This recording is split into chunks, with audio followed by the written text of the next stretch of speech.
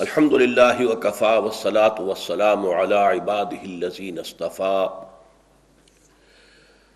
اما بعد فقد قال اللہ تبارک وتعالی کما ورد فی سورة العصر اعوذ باللہ من الشیطان الرجیم بسم اللہ الرحمن الرحیم والعصر ان الانسان لفی خسر إلا الذين آمنوا وعملوا الصالحات وتواصوا بالحق وتواصوا بالصبر. وقال تبارك وتعالى كما ورد في آخر آية البر والصابرين في البأساء والضراء وحين البأس أولئك الذين صدقوا وأولئك هم المتقون. وقال عز وجل كما ورد في سورة لقمان يا بني أقم الصلاة وأمر بالمعروف وانه عن المنكر واصبر على ما أصابك إن ذلك من عزم الأمور. وقال جل وعلا كما ورد في سورة حاميم السجدة وما يلقاها إلا الذين صبروا وما يلقاها إلا ذو حظ عظيم. وقال تبارك وتعالى كما ورد في سورة الفرقان أولئك يجزون الغرفة بما صبروا ويلقون فيها تحية وسلاما خالدين فيها حسنت مستقرا ومقاما. صدق الله العظيم. رب اشرح لي صدري ويسر لي امري واحلل عقدة من لساني يفقهوا قولي. اللهم ربنا الهمنا رشدنا واعذنا من شرور انفسنا. اللهم ارنا الحق حقا وارزقنا اتباعه وارنا الباطل باطلا وارزقنا اجتنابه. اللهم وفقنا لما تحب وترضى آمین یا رب العالمین. معزز حاضرین اور محترم خواتین، آج ہم مطالعہ قرآن حکیم کے جس منتخب نصاب کا سلسلے وار مطالعہ ان مجالس میں ہو رہا ہے اس کے 5ویں حصے کا آغاز کر رہے ہیں. مطالعہ قرآن حکیم کا یہ منتخب نصاب آپ کے ذہن میں ہوگا لازماً کہ اس کا نقطہ آغاز ہے سورۃ العصر، جس میں کہ انسان کی نجات، کامیابی اور آخرت میں جہنم سے نجات اور جنت میں داخلے کا دار و مدار 4 شرائط کے پورا کرنے پر بتایا گیا. شرط اول ایمان، شرط دوم عمل صالح، شرط سوم تواصی بالحق اور شرط چہارم تواصی بالصبر.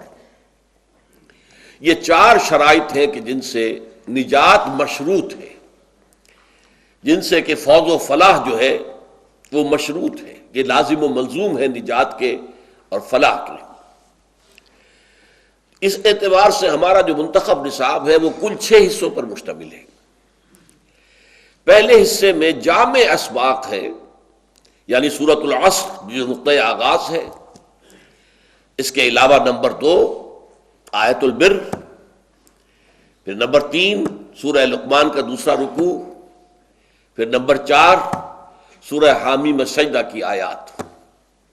یہ پہلا حصہ مکمل ہوا جو 4 جامع اسباق پر مشتمل تھا. دوسرے حصے میں ایمان کے مباحث آئے.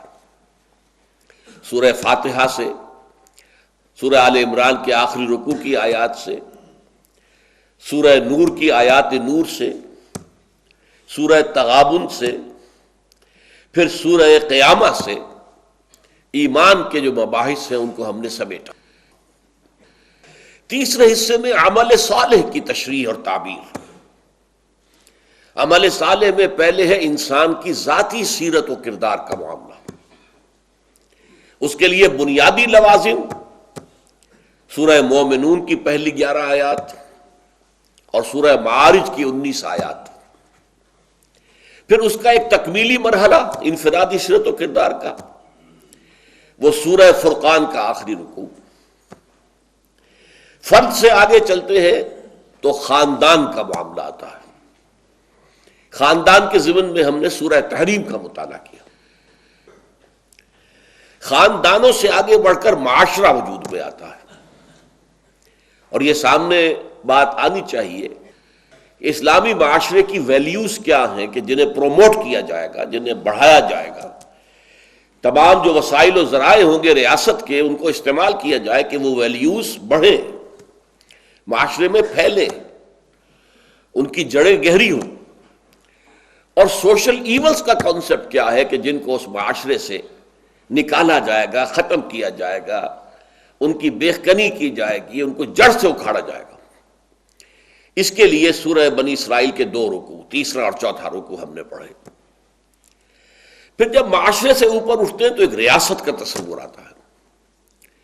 اسلامی ریاست کے اصول کیا ہے، اس کے دستور اساسی کی بنیاد کیا ہے، اس کو مستحکم رکھنے کے لیے کیا چیزیں ہیں کہ جو ملحوظ رہنی چاہیے. پھر یہ کہ اس کی شہریت، اس کی رکنیت، اس کی سٹیزن شپ کی بنیاد کیا ہے، اسلام یا ایمان. اسی ضمن میں اسلام اور ایمان کو بالکل علیحدہ علیحدہ دکھا دیا گیا. پھر یہ کہ اصل ایمان کیا ہے، اس کی حقیقت کیا ہے. اس موضوع پر بہت عظیم مقام ہے سورہ حجرات کی جو آخری 6 آیات. یہ سارے معاملات ریاست تک جب آ گئے تو پھر ہم نے ان 3 حصوں کا ایک جامع سبق پھر پڑھا، اور وہ سورہ حج کے آخری رکوع پر مشتمل تھا، 6 آیات. اس کے بعد تواصی بالحق، اس کے موضوع پر ہمارا چوتھا حصہ شروع ہوا.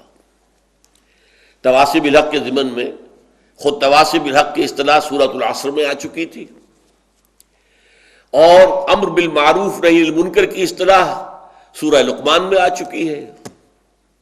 دعوت اللہ یہ سورہ حمیم سجدہ میں آ چکی ہے، اور شہادت علی الناس یہ سورہ حج کے آخر میں آ گئی. تو گویا کہ جو ابتدائی مراحل ہیں تواصی بالحق کے، وہ پہلے آ چکے ہیں. اب تواصی بالحق کا جو آخری اور سب سے اونچا درجہ ہے جہاد فی سبیل اللہ.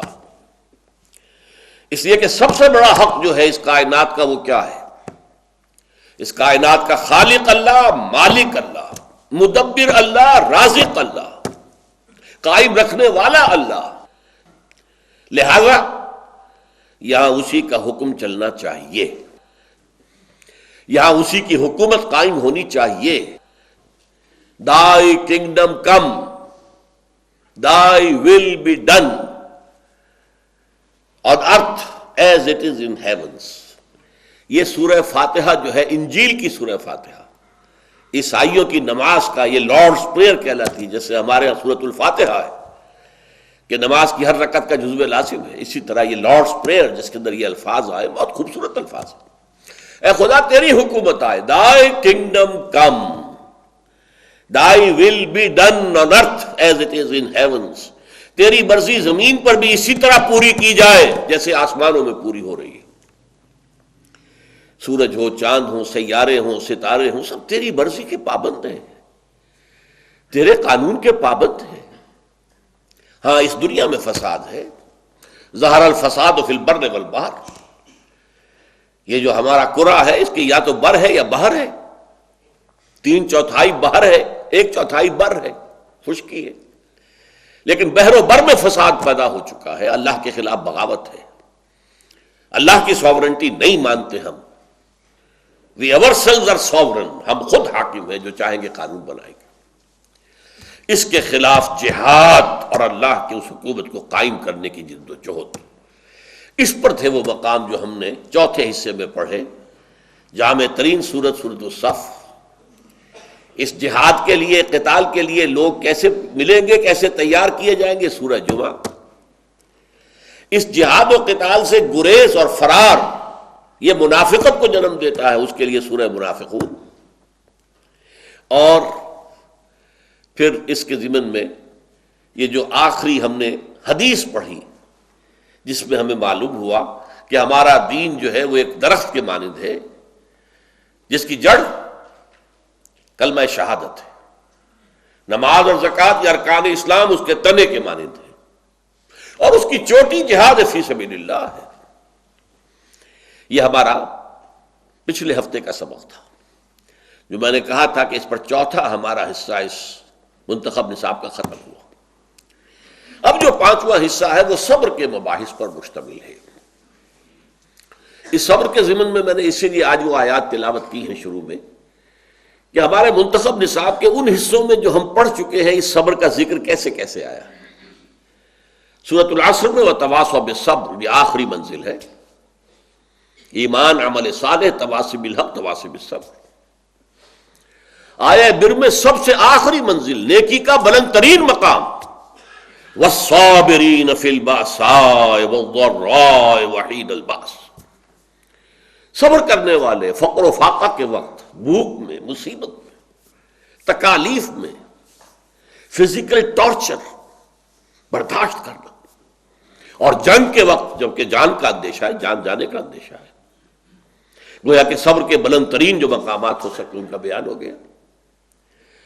سورہ لقمان میں حضرت لقمان کی نصیحتوں میں سے ایک نہایت جامع نصیحت، یا بنی اقم الصلاۃ وامر بالمعروف وانہی عن المنکر واصبر علی ما اصابک ان ذلک من عزم الامور، اے میرے بچے نماز قائم رکھ، نیکی کا حکم دے، بدی سے روک، اور پھر جو بیتے تجھ پر، وہ اشرار، وہ ظالم، وہ بدماش جو تمہارے خلاف اقدام کرے، کیونکہ تم انہیں ٹوک رہے ہو، تم کہہ رہے ہو کہ غلط کام کر رہے ہو، تم اس پر صبر کرو، جھیلو، اس کو برداشت کرو۔ یقیناً یہ بڑے ہمت کے کاموں میں سے ہے، ان ذالک من عزم الامور۔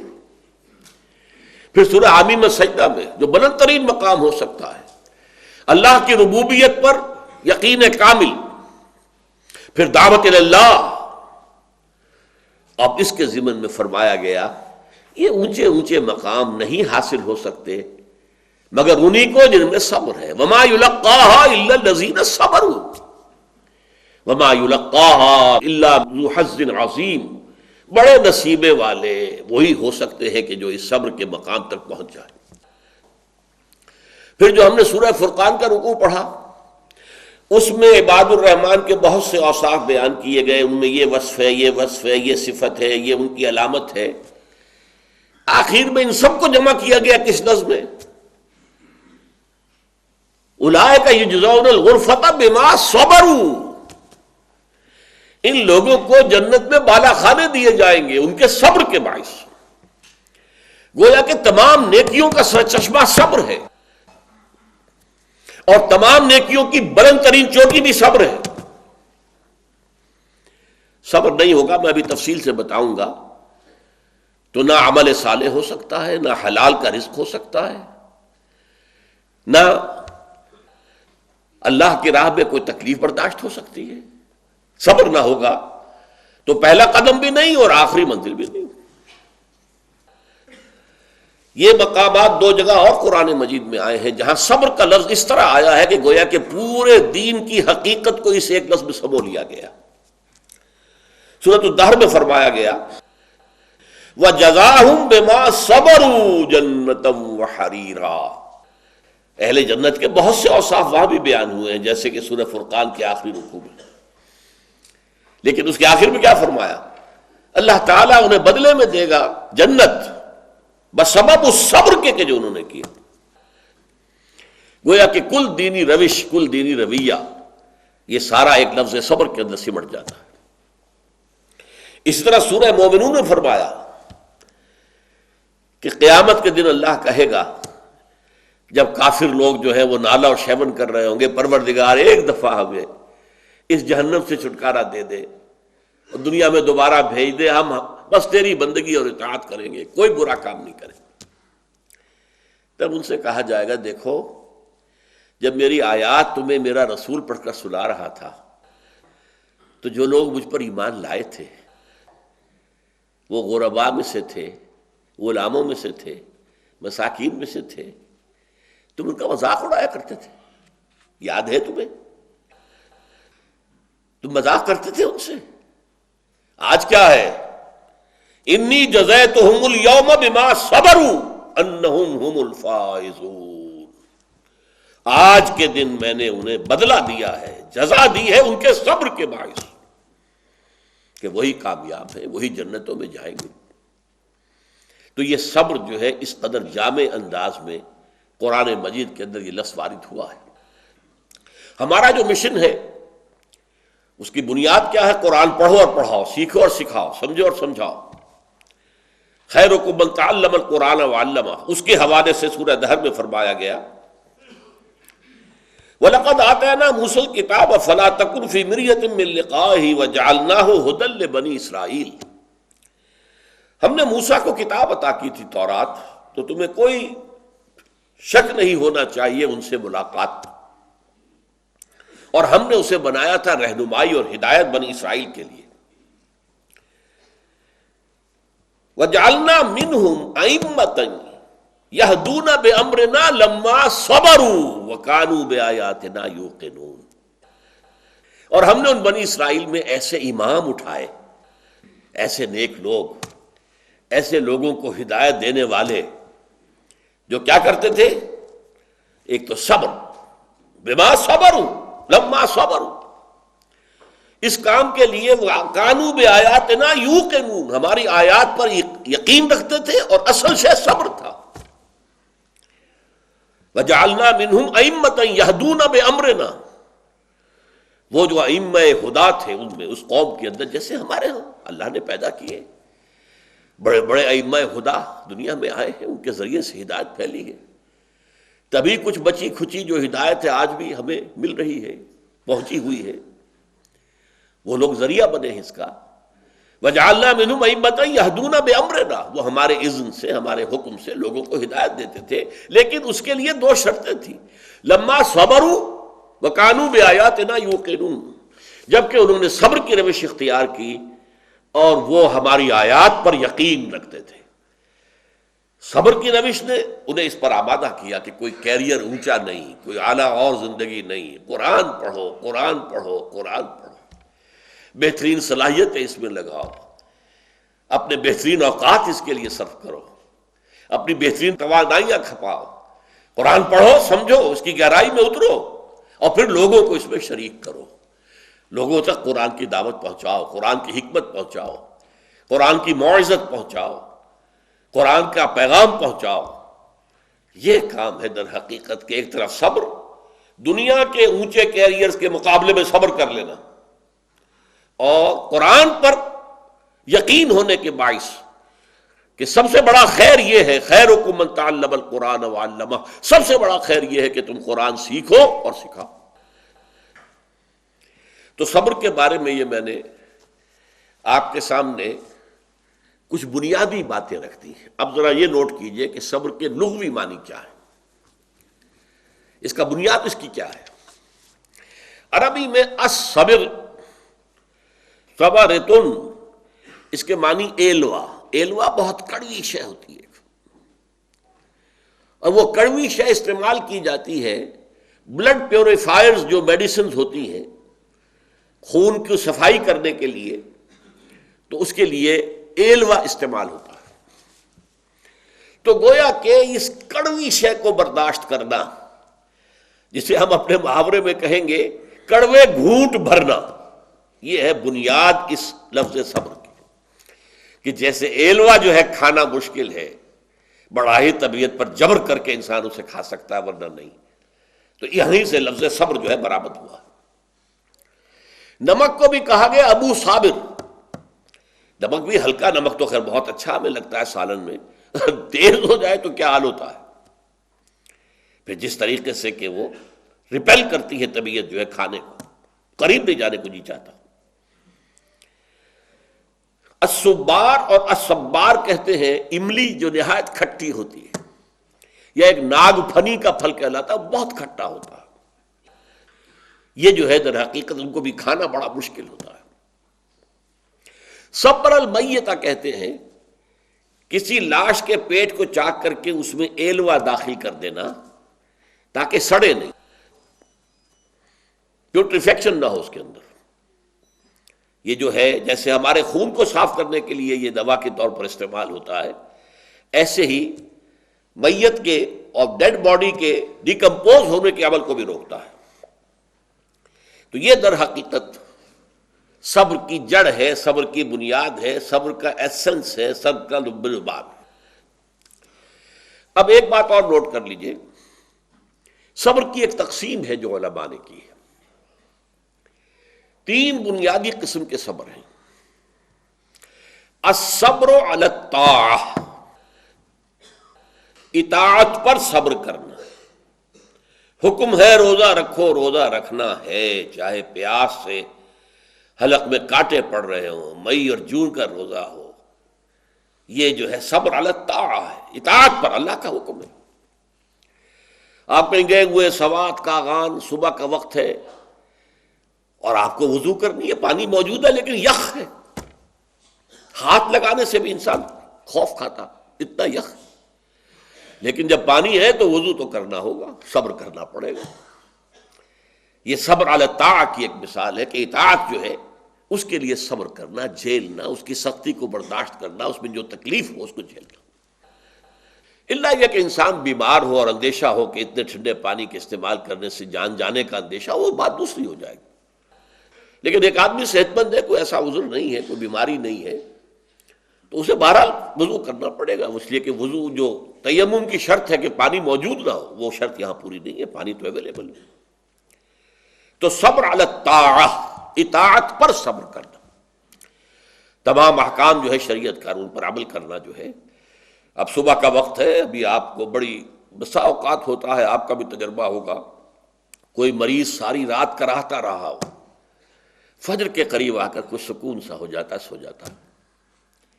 یہ بڑی ٹھنڈی جو ہے وہ نیند ہوتی ہے صبح کی۔ اسی لیے اقبال کو جواب شکوہ میں جو اللہ تعالیٰ نے فرمایا تھا، کس قدر تم پہ گراں صبح کی بیداری ہے، ہم سے کب پیار ہے، ہاں نیند تمہیں پیاری ہے، صبح کا اٹھنا تو تم پر بہت بھاری۔ یہ صبر علی الطاعہ، صبر علی الاطاعہ ہوگا کہ کچھ بھی ہے، بہرحال فجر کا وقت ہو گیا ہے، اٹھنا ہے، لازماً اٹھنا ہے۔ یہ ٹھنڈی ٹھنڈی جو ہوا چلی ہے، سخت گرمی کا موسم ہو، حبس میں رات گزری ہو، صبح کے وقت کوئی نسیم سحری تھوڑی سی چلے گی اور ایسی لوریاں دے گی، ایسی تھپکیاں دے گی کہ آدمی جو ہے وہ چاہے گا کہ بس میں اب آرام کروں، سو جاؤں۔ اٹھنا ہے، نماز کا وقت ہے، نماز فرض ہے۔ تو الصبر علی الطاعہ۔ دوسرا صبر ہے الصبر عن المعصیہ، معصیت سے رک جانا، صبر کرنا۔ کوئی لذت ہے کام و دہن کی لیکن ہے ممنوع، غلط ہے، حرام شے ہے، لہذا رکنا ہے۔ یہ ہے صبر عن المعصیہ، وہ ہے صبر علی الاطاعہ، اور یہاں آئے گا عن، الصبر عن المعصیہ، معصیت سے اپنے آپ کو روکنا، بچانا۔ ٹیمپٹیشنز کتنی بھی ہوں، کتنا بھی جو ہے اس کے لیے آپ کے نفس کی طرف سے تقاضا ہو رہا ہو، کتنا ہی اندر سے وہ جذبہ ابھر رہا، روکنا، تھامنا، بند لگا دینا آگے، یہ صبر ہے۔ تیسرا صبر ہے صبر علی البلاء یا صبر علی الایذاء، آزمائش پر صبر کرنا اور ایذا پر صبر کرنا۔ اور صبر عن الطبع، یہ صبر علی البلاء جو ہے، اللہ تعالیٰ جو امتحان لیتا ہے انسان کا، ابتلاء، آزمائش، اللہ کی راہ میں جہاد کرنے میں ابتلاء آ رہا، آزمائش آ رہی ہے، جان دینا پڑے گی، مال دینا ہے، یا اور اسی طرح سے اللہ کی طرف سے آزمائش آ گئی ہے، آپ پر کوئی مصیبت آ گئی ہے، آیا اس میں آپ صابر رہتے ہیں یا اول فول بکنا شروع کر دیتے ہیں اللہ کے خلاف؟ اجی ہمارے ساتھ تو اللہ نے کبھی کوئی خیر کیا ہی نہیں، سب بھول گئے جو بھی اللہ تعالیٰ نے پہلے احسان کیے تھے، کیونکہ ایک آزمائش آ گئی۔ تو صبر علی البلاء۔ اب اس کے 2 حصے ہیں جو میں نے بیان کیے، ایک ہے صبر علی الایذاء، آپ اسلام کی دعوت دے رہے ہیں، کوئی آپ کو ایذا پہنچاتا ہے، سخت ایذا پہنچاتا ہے، یہ ایذا وربل بھی ہو سکتی ہے، یہ ایذا فزیکل بھی ہو سکتی ہے۔ وربل ایذا، پاگل ہو گیا، تمہارا دماغ خراب ہو گیا، تمہاری عقل الٹی ہو گئی، اوندھی ہو گئی، تم کسی برے کوئی بری جو روح ہے اس کے زیر اثر آ گیا، کوئی جن تمہارے اوپر قابض آ گیا، شیطان. یہ کیا ہو رہا ہے؟ وربل ایذا، زبان سے سکھایا جا رہا ہے. اور ایک یہ کہ مارا جائے، پیٹا جائے، جیل میں رکھ دیا جائے، بھوکا رکھا جائے، ایذا پہنچائی جائے. اور ایک اسی کا مرحلہ آتا ہے ذرا بعد میں، جب وہ غلط معاشرہ اچھی طرح ٹھوک بجا کر دیکھ لیتا ہے کہ یہ ایذا سے تو یہ باز نہیں آئے اپنی بات سے، جمے ہوئے ہیں، ٹکے ہوئے ہیں، ڈٹے ہوئے ہیں، تو پھر کچھ لالچ دیا جاتا ہے، دیکھو ہم تمہیں اپنا بادشاہ بنا لیں گے، تم یہ بات چھوڑ دو. دیکھو ہم تمہیں قریش کی جس عورت کی طرف اشارہ کر دو جس کا حسن تمہیں اچھا لگے، ہم اس سے شادی کر دیں گے تمہاری. تمہیں جتنا مال و دولت چاہیے تمہارے قدموں میں ڈال دیں گے، تمہارے بتوں کو برا نہ کہو. یہ نہ کہو یہ باطل ہے. اب یہ طمع ہے، ٹیمپٹیشن ہے. ٹیمپٹیشن کے مقابلے میں رکنا ایذا کے مقابلے میں رکنے سے زیادہ مشکل ہے، جس کی ایک بہت بڑی مثال جو ہے امام احمد ابن حنبل کی زندگی میں ہے کہ جب مسئلہ خلق قرآن پر جب انہیں جیل میں ڈالا گیا، مارے ماری گئیں، الفاظ یہ آتے ہیں تاریخ میں کہ انہیں وہ مار ماری گئی کہ اگر ہاتھی کو بھی وہ مار ماری جاتی تو چنگھاڑ اٹھتا، لیکن ان کے آنکھوں میں کبھی آنسو نہیں آئے، برداشت کی. پھر زمانہ بدل گیا، اب خلیفہ کوئی اور ہو گئے، اور ان کا اپنا موقف وہی تھا جو امام احمد ابن حنبل کا ہے. تو اب دارالخلافہ سے، ایوان خلافت سے ایک ایلچی آیا ہے اشرفیوں کی تھیلیاں لے کر کہ یہ خلیفہ نے آپ کو بھیجی ہے. اس پر حضرت امام احمد ابن حنبل رو پڑے، اے اللہ میں اس آزمائش کا اہل نہیں ہوں. یہ آزمائش سختر ہے اس مار سے کہ مجھے جیل کے اندر پڑ رہی تھی، اس سے رکنا بہت مشکل ہے. تو میں نے یہ صبر کی قسمیں آپ کو گنوا دی. صبر علی الطاعہ، صبر عن المعصیہ. نمبر 3، صبر علی البلاء، علی الابتلاء، اس کی 2 قسمیں. صبر علی الایذاء، اس کی 2 قسمیں، زبانی کلامی وربل یا فزیکل جسمانی طور پر تکلیف پہنچا کر. اور پھر صبر عن الطمع، ٹیمپٹیشنز کے مقابلے میں اپنے آپ کو رو کے رکھنا. یہ صبر کی قسمیں ہیں. اب اگلی نشست میں انشاءاللہ تعالی اس سے متعلق چند اور مباحث آپ کے سامنے آئیں گے. بارک اللہ لی ولکم فی القرآن العظیم ونفعنی وإیاکم بالآیات والذکر الحکیم.